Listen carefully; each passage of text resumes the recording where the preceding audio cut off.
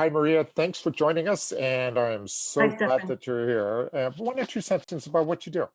Sure. Hi, everyone. I'm Maria Camassa, owner of Lucky Lou's Gourmet Rice Pudding. We manufacture rice pudding at Stony Brook Incubator in Calverton, New York.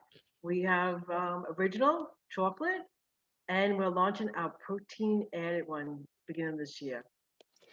Okay, great. Thank you. And what is one thing that you got out of the pandemic shift that really resonated with you?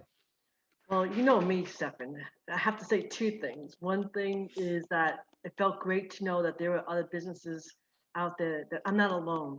That we a lot of us, I'll use the word, have a lot of struggles and obstacles with the COVID-19, and it felt great to know that I was not alone. But one thing that I really got was that I loved the that presentation of the basketball player on the court, 1 foot on, and ready to pivot to take the shot.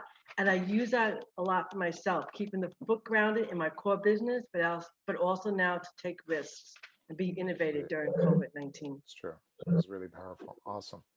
And how's biz now that you've taken the course?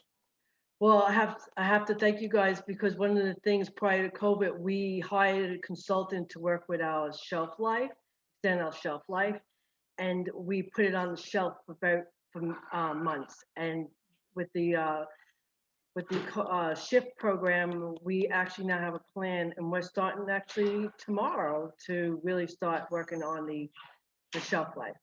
You wanted to increase, one of the things you came was, hey, if I can get my shelf life from, I don't know, a day or a week or whatever to 8 weeks, what do I got to do to increase the shelf life of my puddings? Exactly, it would definitely open up a lot of potential opportunities with distributors once our shelf life is extended to 6 to 8 weeks. Yay. Okay, Yeah. thank you so much for joining us. Thank you. Be well, all.